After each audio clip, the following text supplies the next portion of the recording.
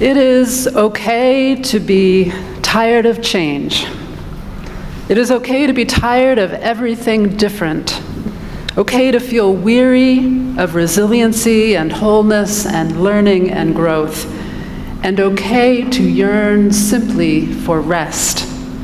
It's okay to be grouchy and unsatisfied, and all the ordinary human ways of being that we are. Let this morning be a reminder that you are loved. Let our time together soothe what is restless in you. May you be comforted in knowing that whatever you are feeling today and other days, you are not alone. You are never alone. Come, let us worship together. Good morning, and welcome to the First Parish of Bedford. On this Sunday before Indigenous Peoples Day, I am the Reverend Wendy Bell, and I am currently serving as your interim senior minister. We scant few are gathered in the sanctuary this morning at First Parish, while most of you are elsewhere, joining us by Zoom from your homes or on the road. This is, I have to say, so strange for me and sad after having been able to be with so many of you on the last few Sunday mornings outside. And I know it is hard for many of you as well to not be gathered in person. John Gibbons used to say, "It's not like this every Sunday," and thank goodness, I say, because I know that many of us would prefer to be together again outside rather than to be meeting in this way. And we will be in person again. We will be outside again. And how grateful I am for your graciousness and your flexibility as we pivot and adapt to meet current circumstances, and how I look forward to seeing you in person.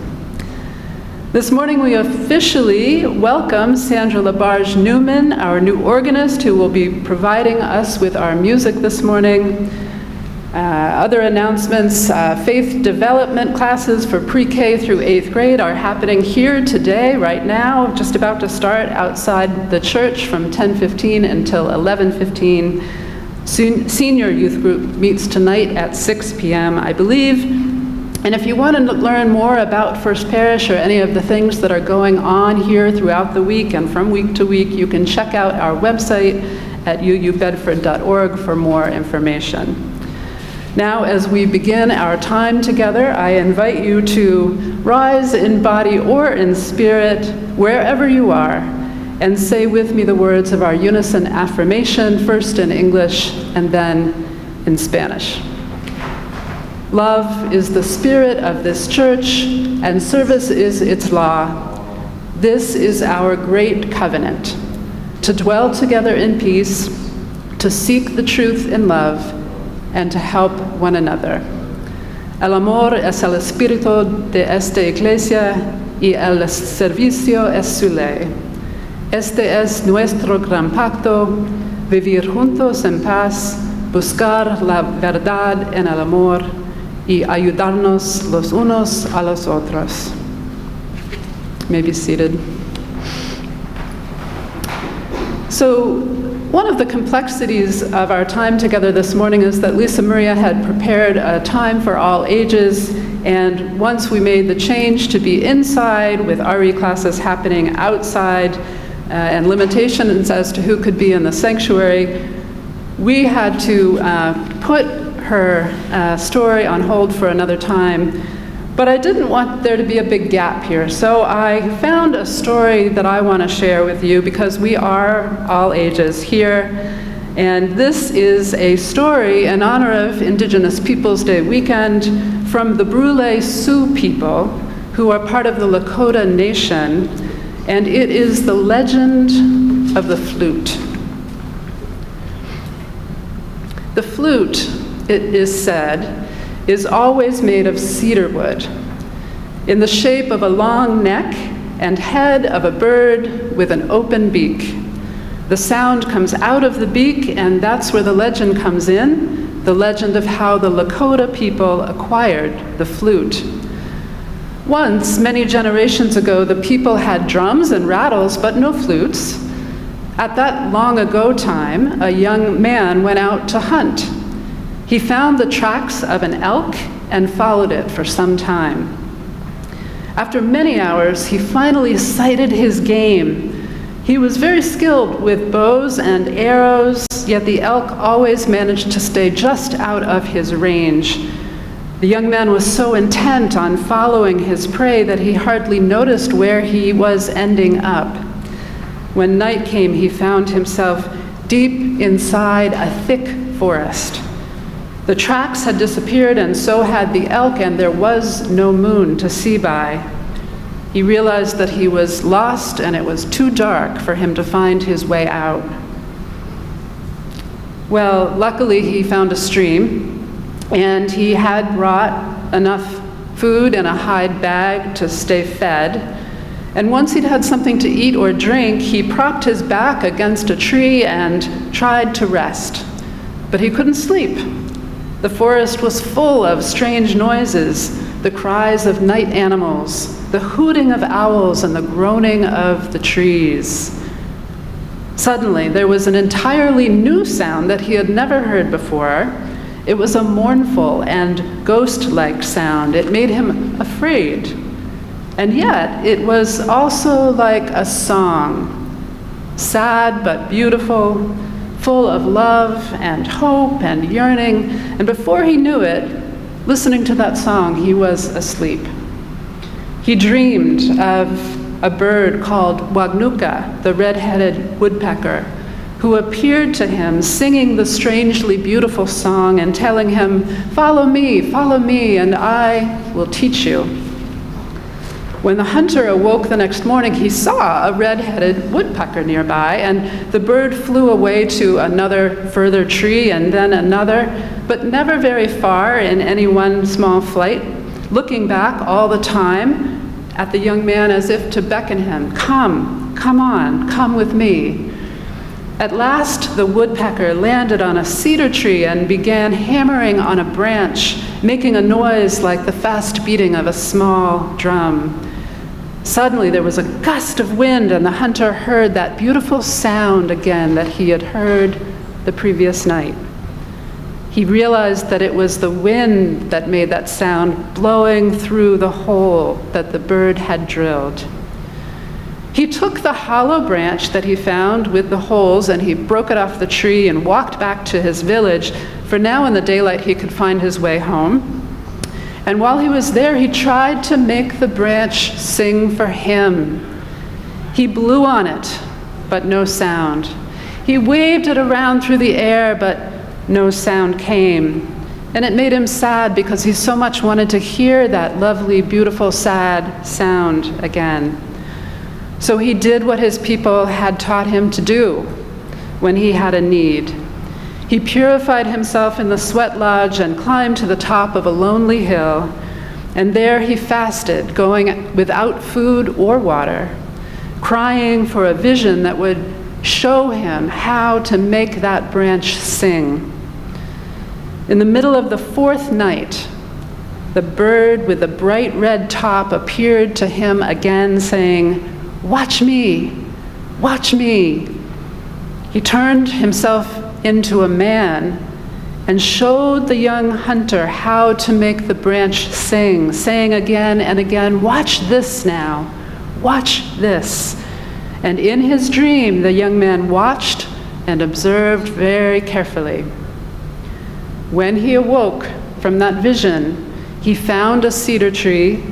He broke off a branch, and working many hours, he hollowed out the branch just in the shape of a bird's long neck with an open beak. He painted the top of the bird's head with a sacred red color. He prayed. He smoked the branch up with incense of burning sage and cedar and sweetgrass.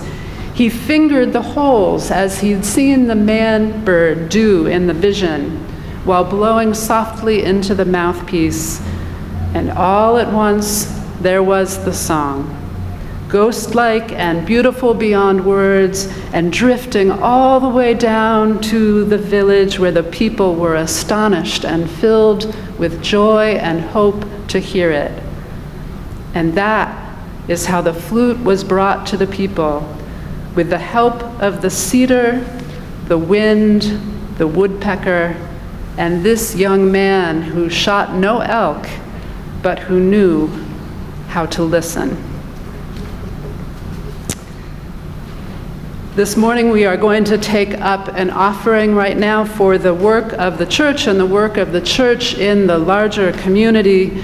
There are options for giving online, which I'm hoping will be shared with you for those of you who are on Zoom. And of course, you are always welcome to make a contribution to the church or pay your pledge by means of a check made out to First Parish in Bedford and sent to the church office. At this time, your offering will be gratefully received.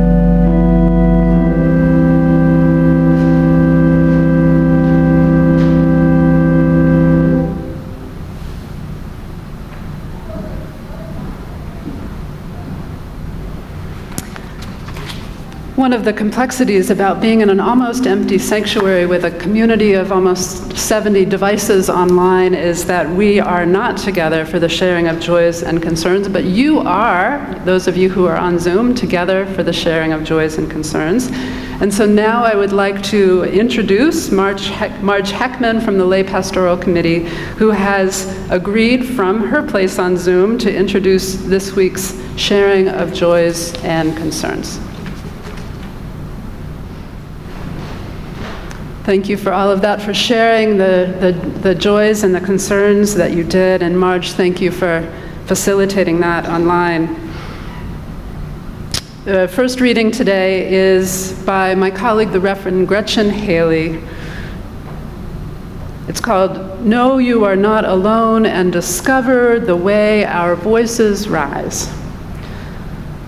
For this one moment, know that you are loved, that you are safe and whole and loved. Know that you belong here among us, here upon this earth, in your body, however tired or broken your heart may be. Whatever fear or disappointment or anger you carry, for this hour, know that you are not alone.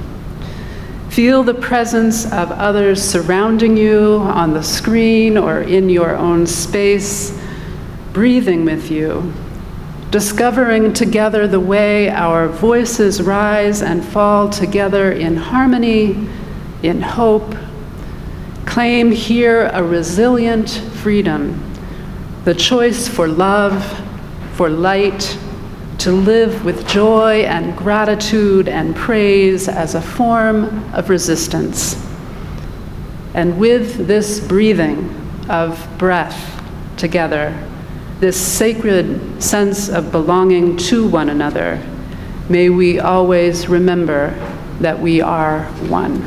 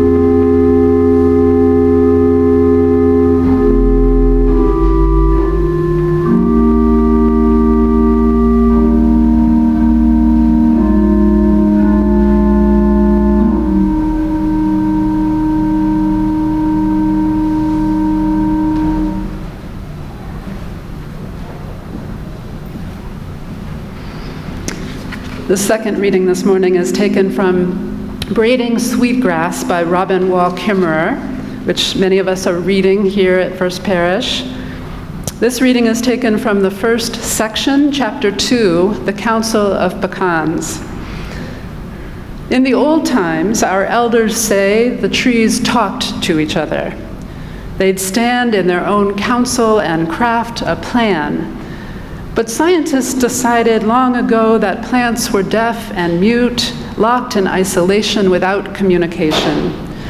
The possibility of conversation was summarily dismissed. Science pretends to be purely rational, completely neutral, a system of knowledge-making in which the observation is independent of the observer. And yet the conclusion was drawn that plants cannot speak because they lack the mechanisms that animals use to speak. The potentials for plants were seen purely through the lens of animal capacity. Until quite recently, no one seriously explored the possibility that plants might speak to one another. But pollen has been carried reliably on the wind for eons, communicated by males to receptive females to make pecans and other nuts. If the wind can be trusted with that fecund responsibility, why not with messages? There is now compelling evidence that our elders were right. The trees were talking to one another. They communicate via pheromones, hormone-like compounds that are wafted on the breeze, laden with meaning. Scientists have identified specific compounds that one tree will release when it is under the stress of an insect attack. Gypsy moths gorging on its leaves or bark beetles under its skin. The tree sends out a distress call. Hey, you guys, over there. I'm under attack over here. The tree wants to tell the other trees to raise a drawbridge and arm yourselves for what is coming your way. The downwind trees catch the drift, so to speak, sensing those few molecules of alarm, the whiff of danger. This gives them time to manufacture defense chemicals. Forewarned is forearmed. The trees warn each other, and the invaders are repelled. The individual benefits, and so does the entire grove.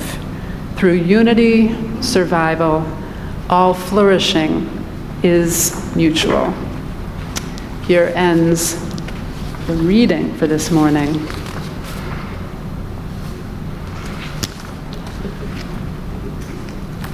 All of this reading and thinking and talking about trees reminds me this week that once when I was a teenager, I was walking home, following a familiar route through my hometown, and I had what I can only describe as a mystical experience involving a lone tree on a city street. Some distance from any other trees, surrounded by concrete and tarmac and tall buildings and cars. It was on a main road, and people drove and walked past it every day, probably without noticing it.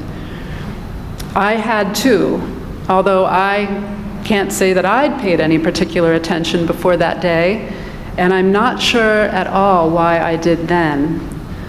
I've never remembered exactly what came before or precisely what came after, but in that moment itself, for whatever reason, I looked up at this tree, and for the first time I really saw it.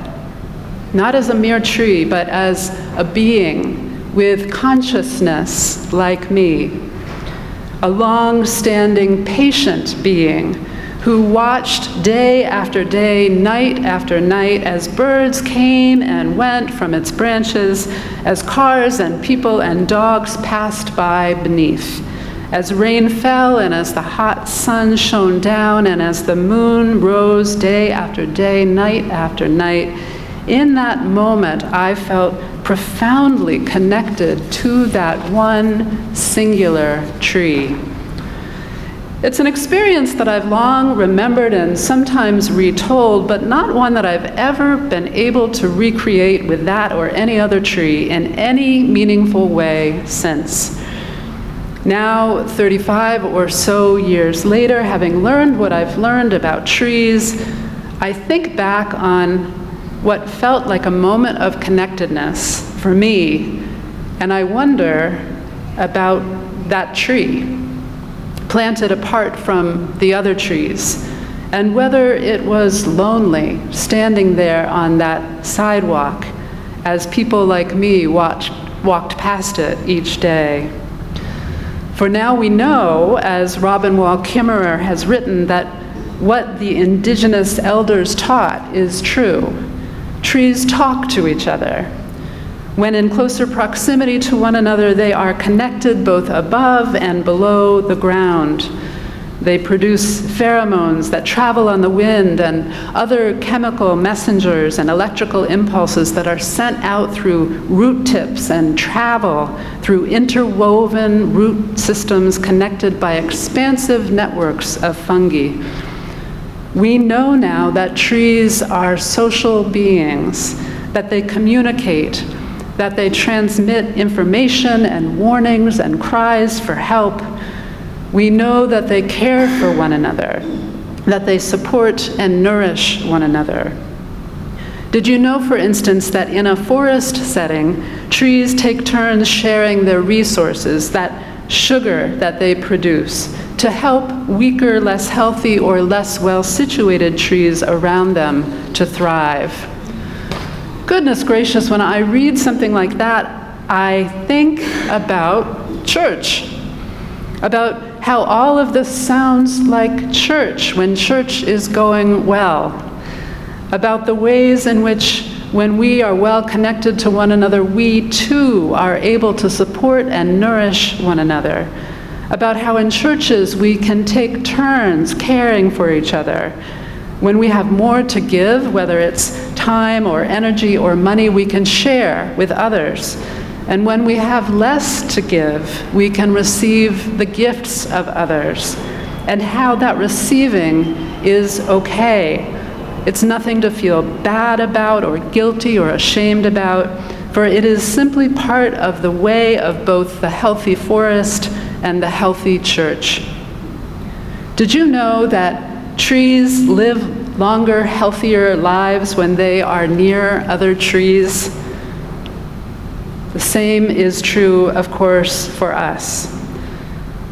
Marta Zaraska writes about this in her book, Growing Young, How Friendship, Optimism, and Kindness Can Help You Live to 100. If we want to live longer, healthier lives, we should prioritize staying connected, kind, and involved in our communities, says Elizabeth Hopper in an article about Zaraska's work. Well, this is the point at which I have to pause and name and acknowledge how hard things are now, how hard they have been, for how long.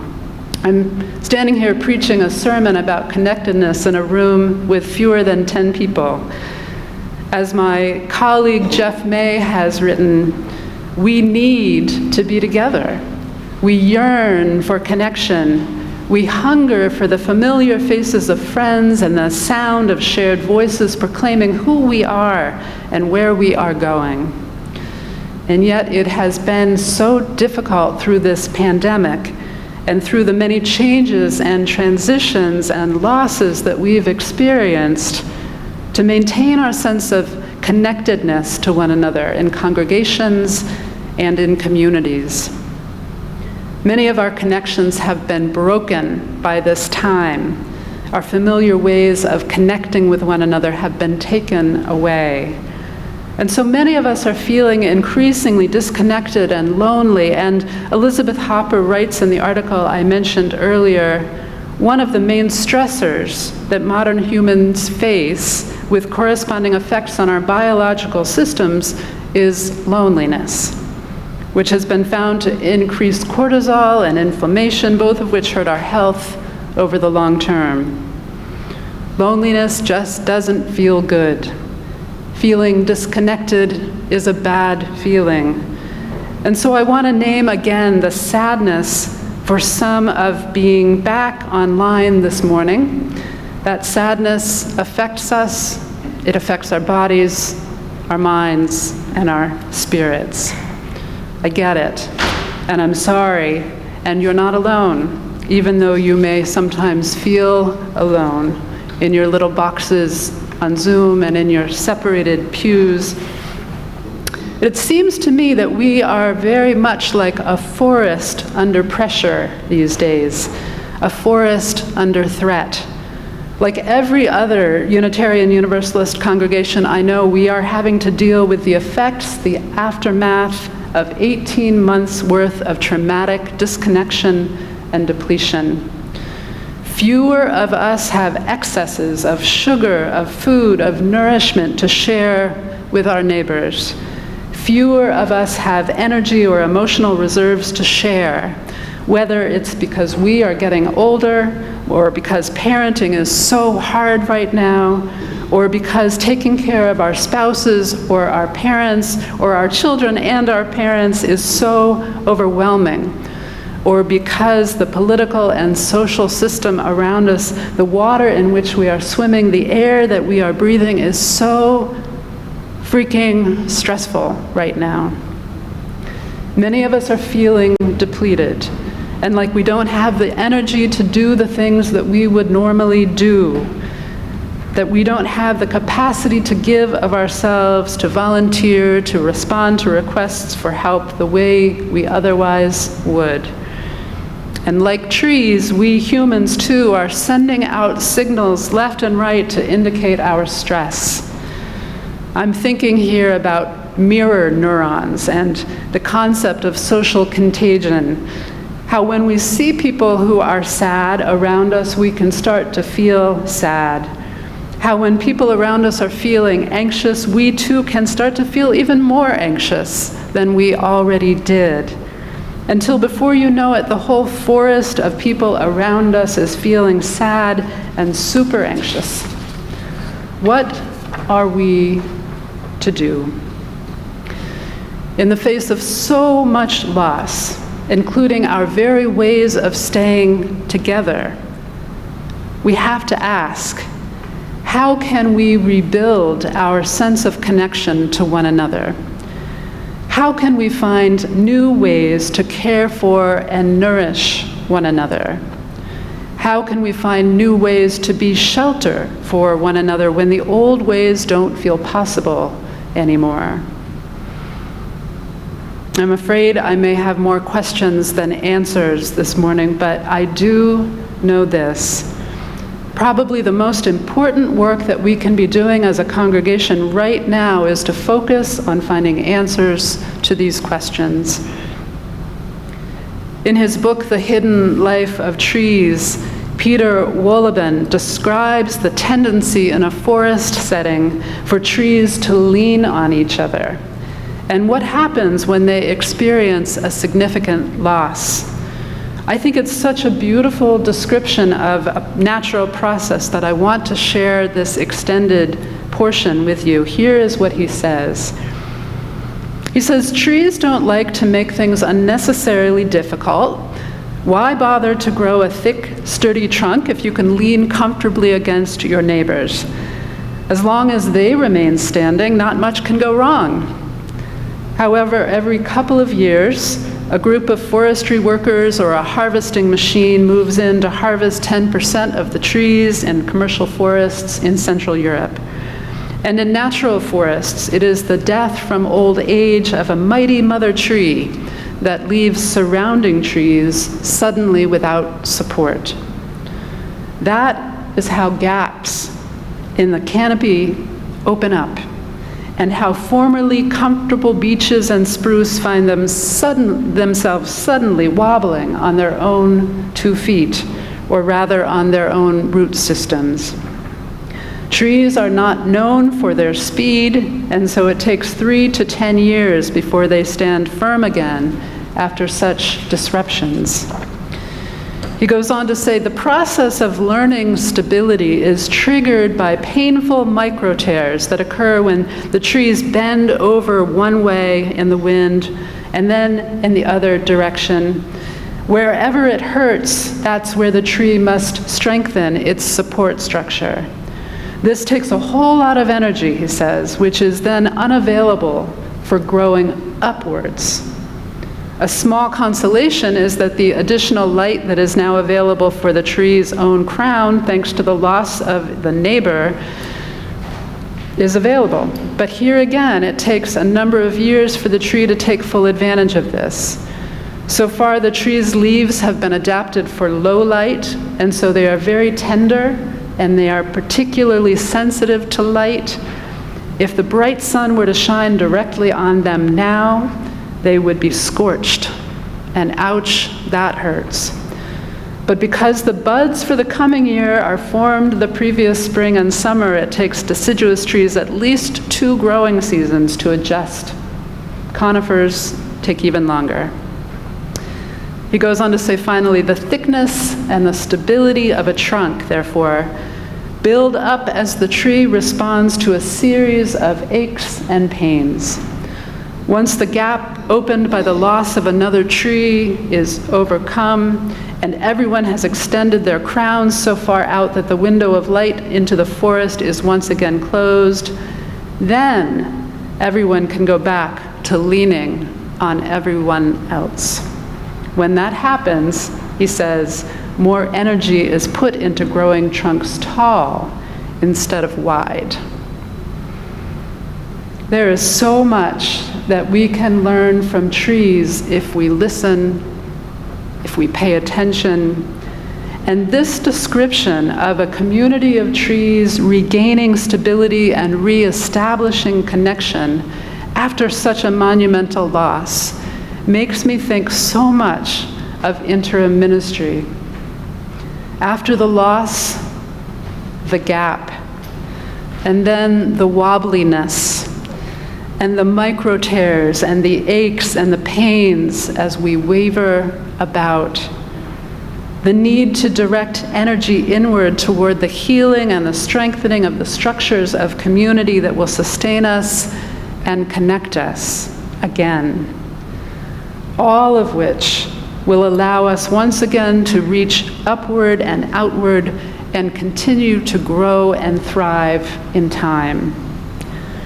This is holy work, and it is healing work, and it is our work to do again in this time together.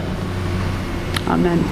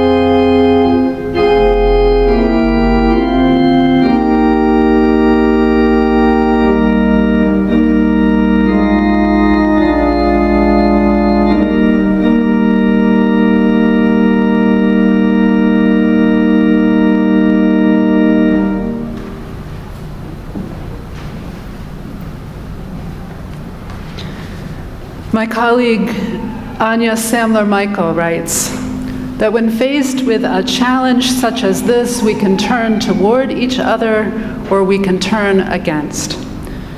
A close-up of the stacked hands of about 5 people standing in a circle is a beautiful picture. We can ignore the cries of our neighbors or we can hold one another. We can let the cries come into our arms, the arms of our witness, or we can respond with indifference to systematic injustice, or we can commit to its undoing. We can turn toward one another, we can turn against.